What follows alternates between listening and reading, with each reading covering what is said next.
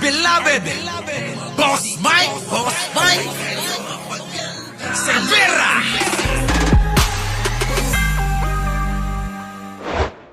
Yan, ang Pangulo ng Republika. Grabe mga kababayan, no?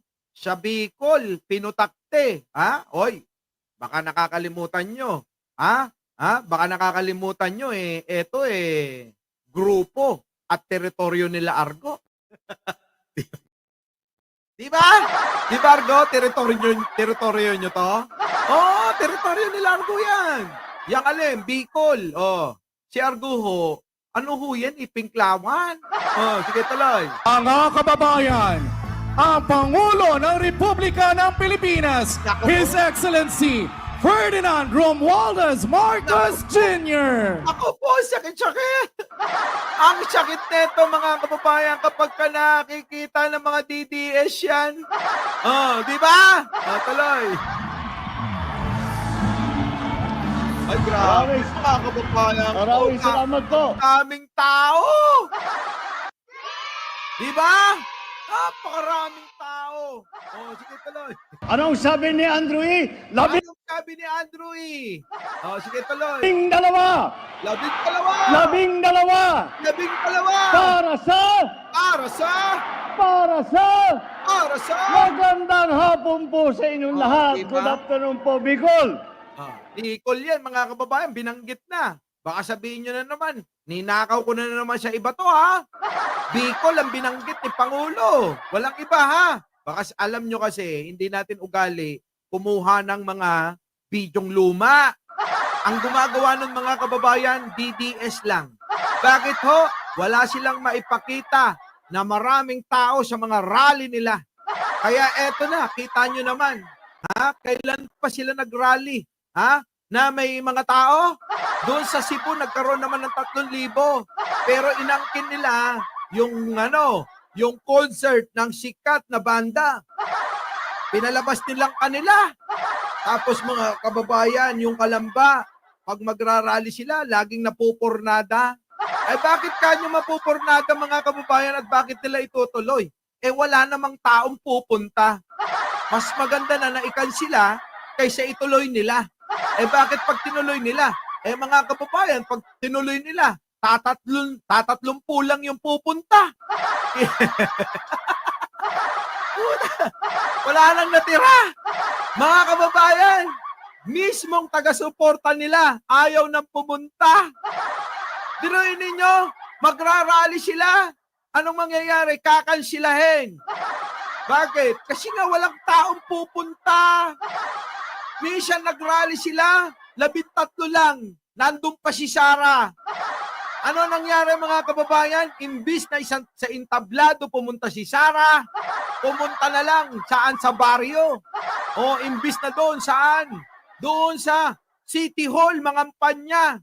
Anong ginawa ni Sara? Doon na lang tayo sa barangay dahil wala naman tao. Magkasya na tayo sa bangko, maging entablado. Kita nyo? Kung dati ang rally nila talaga naman, organisado. Ngayon mga kababayan, ang rally nila, ang entablado nila, silya. Bangko, mga kababayan. Anak ng klase na yun, tapos sasabihin nyo, marami kayo. Tanong ko lang, nasaan na yung mga taga-suporta ninyo? Ayaw na, no? Siguro namulat na. Dahil sa kakapanood dito. O, di ba, Jojo Chavez? Nood dito. Noong una, report na report eh. O, habang nanonood dito, mga kababayan, nahihiya lang mag-like eh. O, malamang pagkatapos ng live ko, tsaka sila nagla-like eh. Malamang yung mga yan, kaya dumami subscriber ko. Nakasubscribe silang lahat eh. O, kita nyo, naliwanagan sila.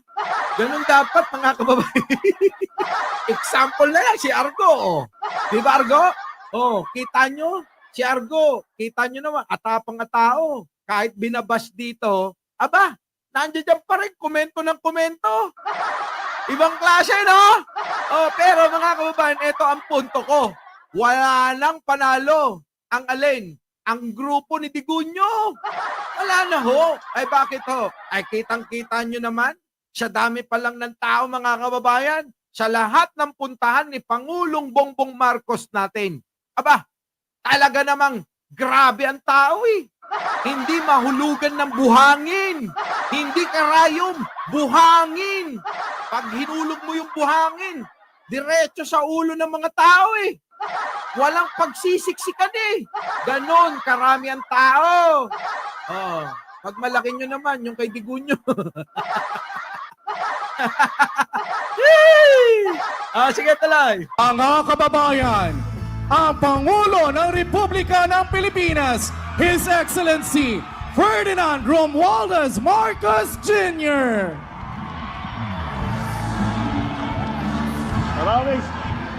Maraming salamat po. Anong sabi ni Andrew E? 12! 12! Para sa magandang hapon po sa inyong lahat. Good Yo. afternoon po, Bicol. Yun. Maraming salamat sa inyong lahat. At kayo'y nakarating dito sa aming counting rally para ipakilala po. Nakasar pa mga kababayan. Maraming salamat sa inyong pagdating sa aming konting rally. Si Pangulo, simpleng-simple talaga bumanat eh. Trad Pinoy, thank you naman, boss. Sa kabila, lalong pumangit siya inggit. Alam mo naman eh.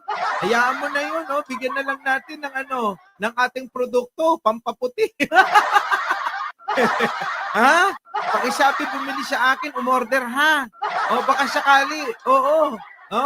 Diba? Kaysa walang gawin. Sabihin mo, diba yan, umorder ka daw kay Mike Cervera. Ano o-orderin? Umorder ka daw ng papaputi sa kanya. Balikan ko to si Pangulo. Attorney. Huwag mo masyadong seryosohin ako. Ako lang ito. Masyado nyo ako siniseryoso. Diba? Masyado nila ako siniseryoso. Evelyn Camilosio eh. Evangeline pala. Namawala tuloy. Eto na. Pangulo. Anong po konti? Ikaw talaga. Nananakit ka na naman sige tuloy.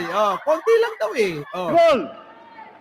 Bicol, maraming salamat sa inyong lahat. At kayo'y nakarating dito sa aming counting rally para Konting rally daw Napaka-humble ni Pangulo, no? Humble talaga mga kababayan. Ibang klase talaga. Eto na. Tuloy. ipakilala po at magpakilala ang aming mga kandidato para sa Senado sa Kita niyo yung build ng katawan ni Pangulo. Halata bang 60 mahigit to? Mga kababayan? Halata ba to, Cheryl Santa Maria? Halata bang 60 na mahigit to?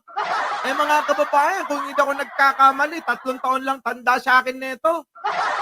Mga kababayan eh. Di ba? Oo nga, Ate Banji, sorry naman. Ate Banji! Ano na, naipamahagi mo na ba yung t-shirt dyan sa Hong Kong?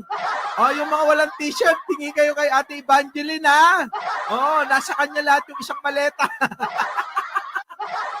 Hingi kayo ng piatos. Marami kong dalang piatos sa kanya. Di ba, Ate Evangeline? Eto na. Mga kababayan, ibang klase talaga. Tignan nyo naman, manamit. Talagang lapat na lapat eh. Tapos, ikukumpara nyo kay Digong, mga kababayan. Halos di na makalakad yun. Kung ikukumpara nyo naman kay Sara, abay, malayong malayo ito. Bakit kanyo, mga kababayan? Yung talino ni Pangulo, parang yung ama neto eh. Si Sara, tignan nyo magsalita, halos hindi maibuka yung bunganga. At kailangan pag nagsalita yun, may malaking godi ko. Buti pa si Ninyong Barsaga pagka nagsalita ito. Diba, Kap? Ano na, ang balita sa'yo? Namiss na kita. Nandito si Kap, Baka naman gusto nyong batiin, I-welcome si Ninyo. Ninyo, ano na? Pasok! darating na halalan na darating sa Mayo.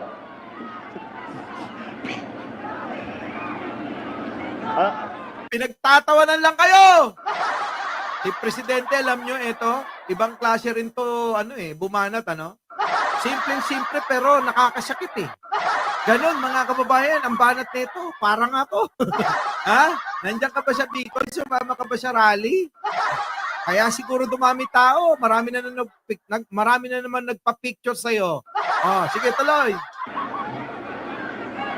Alam niyo po, Ah, kapag ako'y sumasama po sa kanilang mga lakad, ah, ay sinasabi, kampanya mo naman kami. oh. Alam niyo po, napakadali para sa akin upang iharap sa inyo ang ating mga kandidato para sa Senado. Bakit po? Dahil po, tignan naman ninyo ang naka-line up ng alyansa para sa Senado. Kung iisa-isahin po natin, bawat isa, narinig niyo po silang magsalita. Oh, kita nyo si Pangulo, nakikita nyo ba? Alam nyo, napansin ko, ewan ko kung napansin ninyo. Si Pangulo, kapag ka mga kapwa Pilipino humarap, lalo na sa masa, Tagalog na Tagalog magsalita. Di ba? Pansinin nyo mga kababayan, kapag kaharap nito, halo-halo, mayroong dayuhan, mayroong mga puti, itim, singkit, sakang, mga kababayan, pansinin nyo magsalita si Pangulo, dire-diretsong English yan. Bakit? Kasi kailangan maunawaan. Etong ginagawa niya na to, pabor ako dito. Bakit? Advice ko sa kanya yan. Sabi ko kay Pangulo, alam mo Pangulo, kapag nasa Pilipinas ka lalo't dumadalo ka ng mga rally, kailangan mas maunawaan ng nakakarami. Kapag nag-i-English ka dyan, oo, alam namin magaling ka dyan. At talaga naman, fluent na fluent ka dyan. Pagsasalita ng English, nako, fluent na fluent yan. Diba? Tingnan nyo si Sarah, magsalita ng Tagalog, magsalita ng English, wala talaga. English na lang mga kababayan, balubaluktot pa. Kaya nga mas maganda na mga kababayan, sabi ni Francis Magalona, di ba? Meron namang iba, pa English pa, at kung pakikinggan, mali-mali naman, wag na lang. Di ba? Kaya sabi ko kay Pangulo, kapag kausap mo kapwa Pilipino, dapat Tagalog na puro. Buti sinunod ako. Oh, tanong mo pa. Di ba yan, tanong mo sa kanya? Sinabi ko sa kanya yan. Oo. Kahit itanong nyo sa kanya. Talagang sinabi ko. Oh, eto na, mga kababayan ha. Tuloy natin yung pagtatagalog ni Pangulo. Narinig niyo po sila na kung ano ang kanilang nagawa. Oh. Narinig niyo po kung ano ang kanilang mga pinaplano kapag sila ay naluklok sa mataas na office ng Senate. Ayan po ay Kita nyo, mga kababayan. Grabe, no? Talagang pilit. Hindi naman pilit na pilit. Talagang pinipilit niyang maunawaan ng mga Pilipino. Talagang, alam nyo, mga kababayan, kailangan yan. Aminin na natin. Karamihan, no? Marami. Wag naman karamihan. Marami sa mga kababayan natin, lalo-lalo na sa mga nasa sulok-sulok ng kanayunan. Oo. Sa English, countryside. Probinsya ba? Probinsya. Di ba? Oo. Abay, mga kababayan, Tagalog na nahihirapang unawain. Hindi naman, nauunawaan nila pero nahihirapan silang magsalita. Tulad ni Sara, ni Pulong, Nino, ni Basti. Abay, yung tatlo na yan, mga kababayan, hirap na hirap magsalita ng Tagalog eh. Kaya mga kababayan, tama lang yung payo ko't sinunod niya. Magsalita ka ng dire-diretsong Tagalog para maunawaan ang gusto mong ipamarating na mensahe para sa kapwa Pilipino. Sang-ayon ba kayo, Popnat? Di ba? Sino sang-ayon? Press 1 naman dyan! Dali na! Press 1! Let's go! Chimney, chimney, chimney, chimney. Baklang mataba. Jumbo, hotdog, ito ang gusto mo. Pogo sa Pampanga, nagiging bahay mo. Travel, travel dito, travel, travel dyan. Tinanong sa Kongreso, umiiyak naman. Haring Becky, baklang mataba. Baklang mataba, baklang mataba. Haring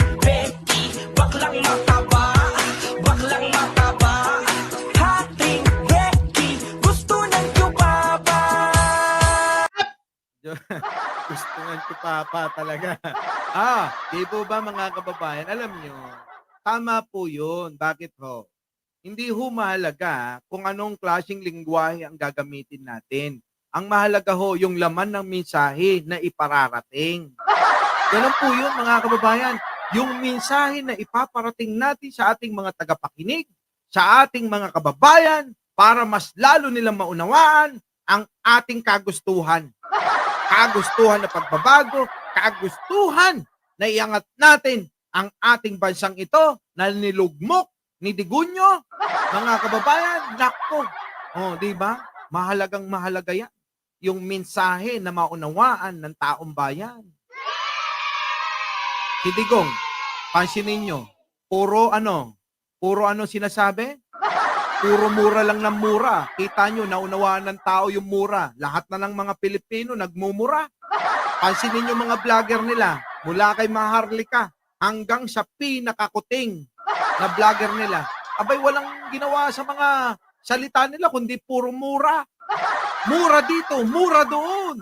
Walang ginawa mga kababayan, mura lang ng mura. Di ba? Buti pa si Ninyo, nagbago na. Di ba Ninyo, nagbago ka na, nandiyan ka pa ba?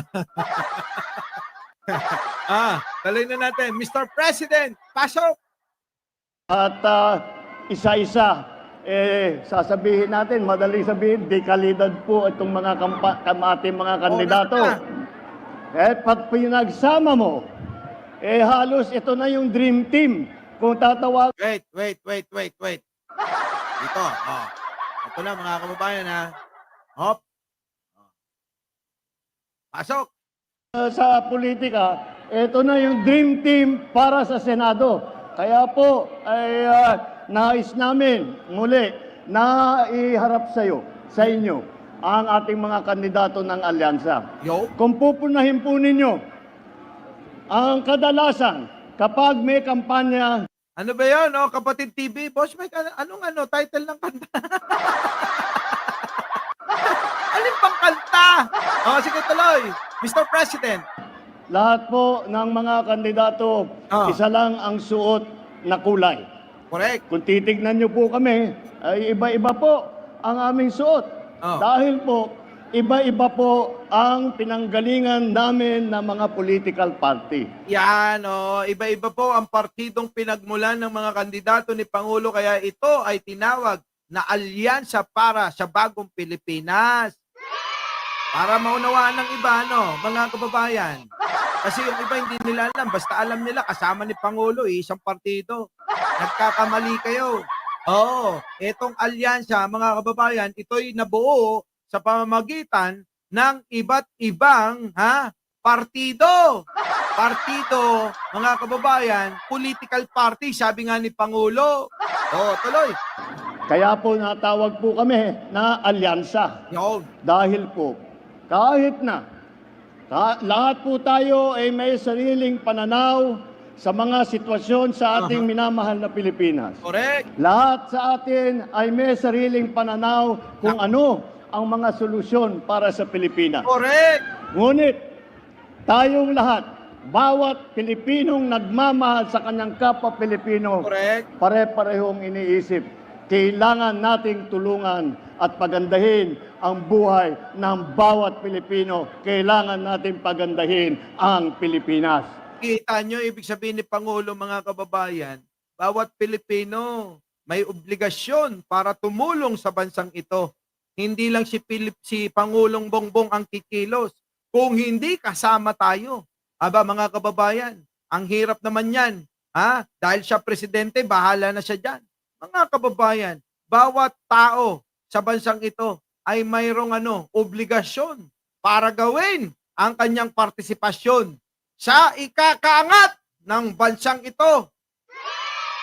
Pwede na ba ako tumayo sa entablado? Di ba? Malupit, di ba?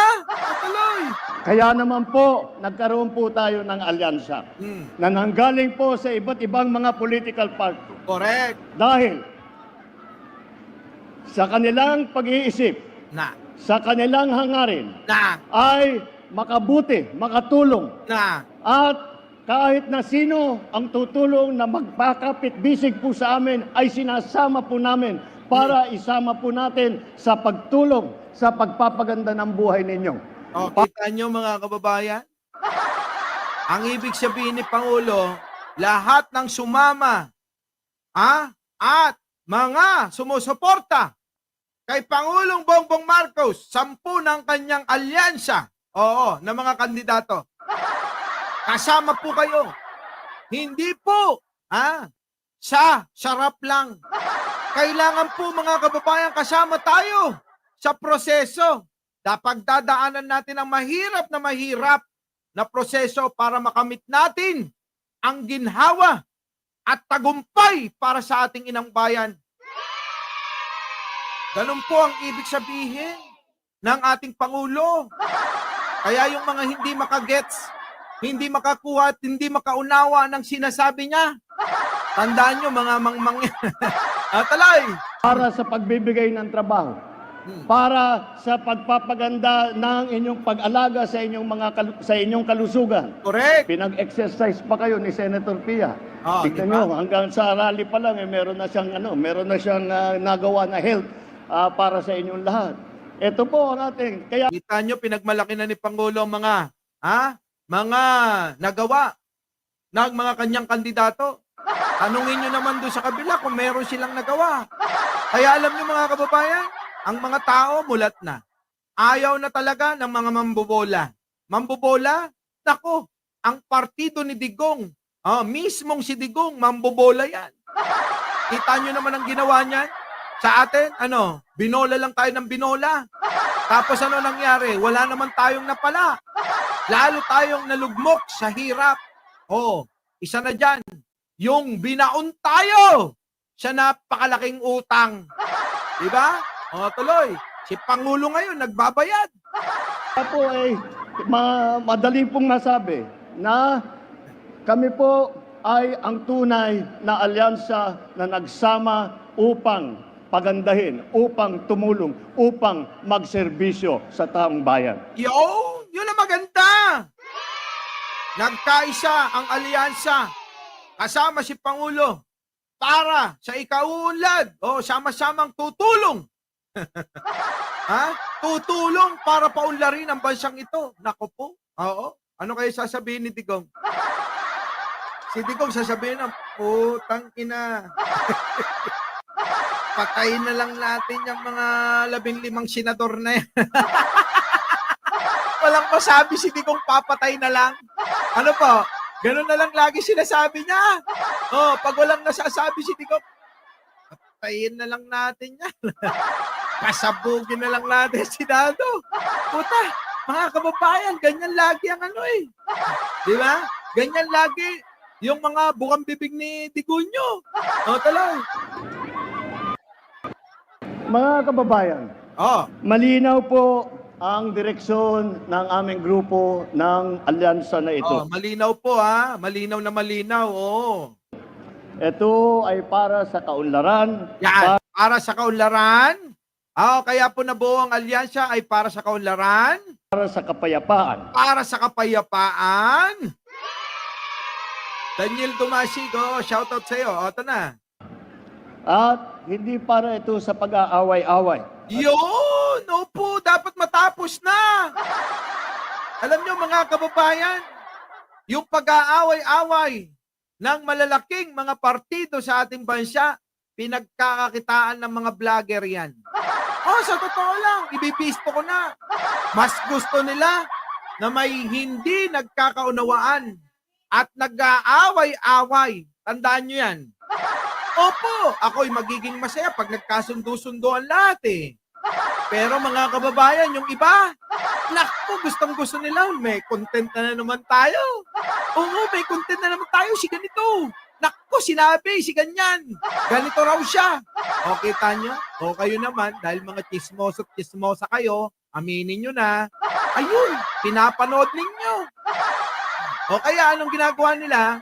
Kahit fake news, binabalita sa inyo. Bakit? Yun ang gusto ninyo Yung chismis lang tignan nyo si Maharlika. Ano nangyari sa kanya? Diba? Kaka-fake news na, nagsawa tao Tuloy. Sa pag-aapi. Ang kailangan po natin Mm. para tayo'y umunlad. Mm. Hindi po ang pananakot o paninigaw. Yan ang sinasabi ko. Ang pag-unlad ng bansa, hindi po yan makukuha sa pananakot. Tulad ng ginagawa ni Digong. Di ba? Pagsigaw-sigaw. Oh, di ba? Parang si Sara lang. Anong ginagawa ni Sara? Singit mo nga, Boss Mike. Si Sara, mga kababayan, kakaiba eh. Ang mga banat niyan eh. Ha? Hindi mo maintindihan kung ano eh. Sigaw na sigaw, papatay dito, papatay dun eh. Di ba? Ganon si Sara, mga kababayan. Walang ibang ginawa. Puro, nako, ewan ko ba dito sa ano na to, babaitan na to, mga kababayan ko. Ewan ko ba bakit pinaniniwalaan pa. Diba? Oh, tingnan nyo kung paano magsalita, mga kababayan. Oh, pasok. Oh. Tao. Sinabi ko sa kanya, kapag pinatay ako, patayin mo si BBM, si Lisa Araneta, at si Martin Romualdez. No joke. Hmm. No joke. Nagbilin na ako, ma'am. Oh. Pag namatay ako, sabi ko, huwag ka tumigil hanggang hindi mo mapatay sila. And then he said yes. Kita nyo, mga kababayan, ang kaibahan? Kung ang mga bunganga ng mga Duterte, wala na kayong marinig kundi patayan. Wala na kayong marinig kundi pananakot. Wala na kayong marinig, mga kababayan, kung hindi puro paninigaw. Si Pangulong Bongbong Marcos dinadaan saan? Sa pananalita na madiplomasya. Tignan nyo naman. Ang kailangan po natin ay solusyon, hindi mga mainit at maanghang na salita. Kita nyo, mga kababayan, alam nyo dyan ako humahanga sa mga taong solusyon ang hangarin at hinahanap. Hindi yung, hindi yung butang. Parang sino? Parang sila Sara. Diba? Butang ng butang, mga kababayan. Wala nang ginawa kundi magmurang inayupak na yan eh. Tingnan nyo, mga kababayan ko, ang kaibahan, ha? Oh, ayan o. Tapusin nyo na yung show ninyo dyan sa House of Representatives para makabalik na kami sa trabaho namin.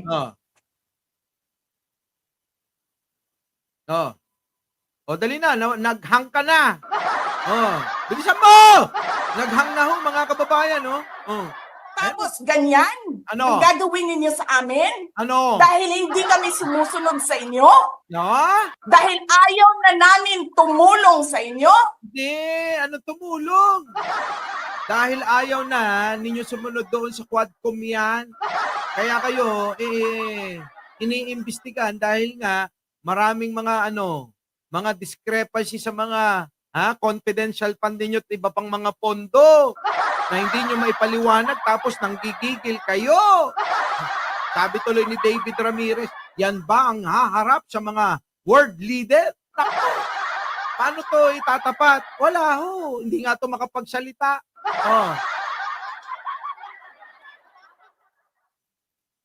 Tagal pa magsalita, nakakainip. Ganito gagawin ninyo? Ganito gagawin ninyo? Kita nyo ang kaibahan, mga kababayan, ha? Sabi ni Pachuchay, wala pa daw sa kalahati yung naglalay. Mga kababayan ko, kahit DDS kayo, kahit pinklawan, dilawan, kahit ano pang, inyong sinusuportahan. Baka naman, i-like nyo na yan. Tuloy. At wala namang kinalaman sa pinag-uusapan. Correct. Mga mainit at maanghang na pananakot o paninigaw. Ang kailangan po natin ay solusyon, hindi mga mainit at maanghang na salita na wala namang at wala namang kinalaman sa pinag-uusapan. Ang mga kandidato ng Kita nyo, mga kababayan, totoo naman eh. Salita lang ni Sara, wala namang kinalaman eh. Di ba? May kinalaman ba yung mga sinasabi niya? Sa pag-unlad natin? Wala ho. At tingnan nyo, isa pa, mga kababayan. Meron pa akong isa eh. Eto. Pasok. Ina ninyong lahat. Martin Romualdez, Lisa Marcos, Bongbong Marcos. Kita nyo? Di ba? Wala, anong kinalaman niya sa pagmumura mo? Tingnan mo si Pangulo. Kaya mahal na mahal ito ng tao. Tingnan nyo si Sara, hindi na umangat ito. Ay bakit ho? Ayaw na ho ng tao ang mga taong palamura.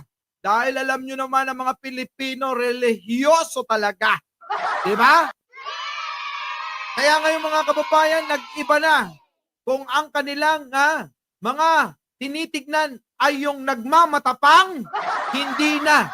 Ang kailangan nila, yung may resulta ang sinasabi. Limitado sinasabi, pero may resulta talaga. Pero etong mga ito, pamilya niyan, mura lang ng mura, pero tignan ninyo kung mayroong nagawa. Ang tanong nga natin, iabante nyo naman kung may nagawa na proyekto si Sara sa loob ng kanyang panunungkulan.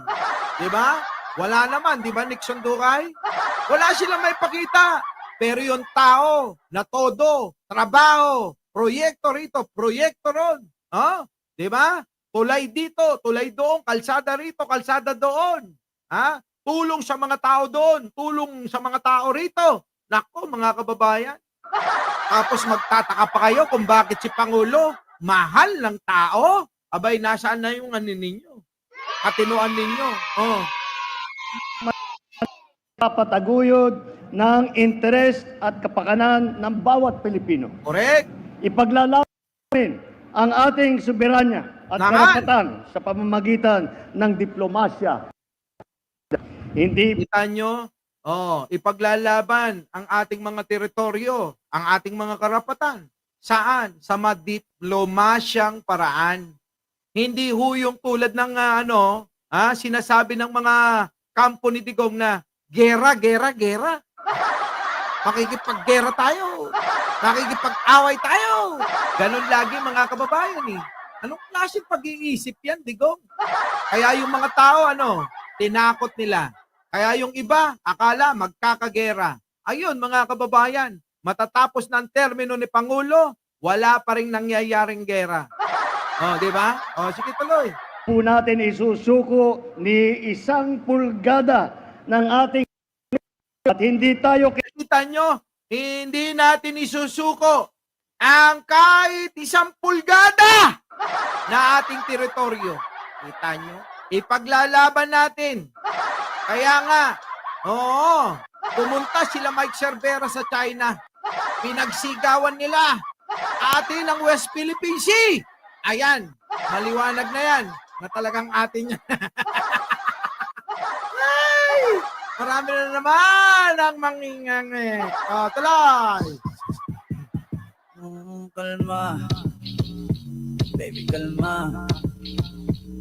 Huwag mo naman akong bigyan ng dahilan para tabihan ka. Diba mga kababayan? Kaya nga kami pumunta ron eh. Yun na yung hudyat eh. Atin ang West Philippine Sea. Tuloy. kailangan sumunod sa kahit na sino pang dayuhan. Kahit China ka pa, kailangan mo sumunod sa amin dito, sa aming bansa, sa aming teritoryo. Kami ang dapat na namumuno. Kami ang dapat masunod. Ganun. Malupit. Tuloy. Na karapatan at dapat makinabang sa yaman sa ating sariling bayan. Siyempre mga kababayan, sino pa dapat makinabang? Kundi tayong mga Pilipino lang. Kung ano ang teritoryo natin, dapat tayo nakikinabang dyan. Wala nang iba. Kahit sino ka pa. Puti, negro, sakang, at singkit, malaki mata. Pilipino lang. Oo. Perfecto ang hugis ng muka. Ewan ko na lang. Sa mga DDS, bakit ganyan? Lalo na yung mga vlogger nila. Pag tinignan ninyo, naku, Diyos ko po, mga kababayan, ayoko nang magsalita. Dahil alam nyo naman ako, iniiwasan kong makasakit ng damdamin ng iba. Talay! Sa laban kontra sa krimen at droga, hindi natin kailangan dumaan sa madugong solusyon. Correct! Hindi kailangan dumaan sa madugong solusyon. Hindi tulad ng ginawa ni Digong. Ginawang solusyon ng madugo para takutin ang mga kalaban sa politika. Tinakot ang mga tao, ang mga politiko, ang mga leader ng bansa para sumapi sa kanya.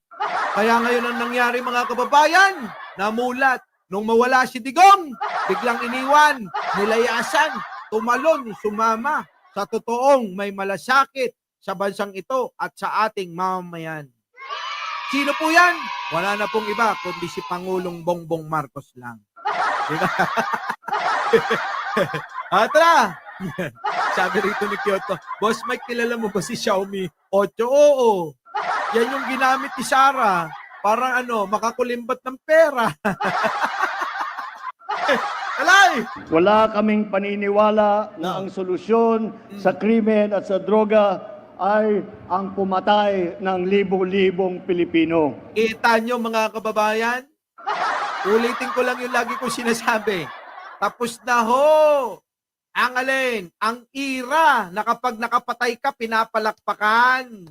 Yung panahon na yan, panahon ni No, panahon ni Magellan, panahon ni Aguinaldo at ni Andres Bonifacio. Mga kababayan, wala na ho yung kapag nakapatay ka ng mga kalaban, ng mga dayuhang na mananakop ng bansa natin, papalakpakan ka ng mga Pilipino. Pero ngayon, iba na mga kababayan. Kung noon, mga dayuhan ang pinapatay, noong panahon ni Digong, mga dayuhan ang minamahal. Pinayaman, binigyan ng mga project para magkamal ng maraming kwarta. Para yung mga pera, itakas nila sa bansa natin. Tignan nyo mga kababayan, nung panahon ni Digong. Kayong mga OFW, kung sino man kayo, kayo'y hirap na hirap magpadala ng pera dito. Pero si Digong, ang ginawa niya, pinamigay ang pera natin sa mga dayuhan. Sila ang kumakamal at dinadala sa ibang bansa. Baliktad, mga kababayan. Napakabaliktad talaga. Ang utak ni Digong, nasyapet talaga eh. Biruin ninyo, hirap na hirap kayong mga OFW magpadala ng pera. Siya naman, napakadali lang ipamigay yung pera natin sa mga dayuhan. Sige, nakawin ninyo! Dalhin nyo doon sa China! O sa Hong Kong! At kung saan-saan! Itago nyo Pagtapos ko, hati tayo. Grabe, no? Ganun po ang nangyari. Kaya yung sinasabi ni Digong na mahal ang OFW, kalokohan yun. Ang nagmamahal, na totoo, si Pangulong Bongbong Marcos yun. Tuloy. Mga tamang paraan para tiyakin ang kapayapaan at kaayusan ayon ay sa pamamagitan ng mga buong pusong suporta sa ating mga kapulisan at sa ating mga local government. Kita nyo mga kababayan ko? Ngayon mga kababayan, suportan natin yung mga kapulisan. Meron mang ibang naliligaw, tandaan nyo hindi lahat yung bulok. Maraming mga pulis matitino. Tulad ng mga taga-Antipolo, alam ko nanonood kayo. Yung isang kaibigan ko nabangga Kilala ko ng mga pulis, mga kababayan Nanonood sila sa atin Shout out sa mga taga-Antipolo Police! Tuloy, mabuhay kayo! Hanggang gusto nyo. Tuloy. Pagdating naman po sa ekonomiya, sa trabaho, hindi po natin kailangan umasa sa mga illegal na operasyon. Yan, mga kababayan. Si Digong, alam nyo ginawa? Umasa sa mga illegal. Umasa sa mga mga dayuhan na nagtayo ng mga negosyo rito. Puro illegal naman. Kita nyo na lang yung Pogo, Sample na lang yan. Yung alin, negosyo ni Michael Yang. Anong ginawa mga kababayan? Binanatan yung Parmalee. Anong ginawa sa Parmalee? Ninakaw yung mga pera natin. Tuloy. Kagaya po ng Pogo na naging pugad ng krimen at karahasan. Diba? Ang solusyon po ay tunay na trabaho. Correct. Ang solusyon po, tunay na trabaho. Our beloved Boss Mike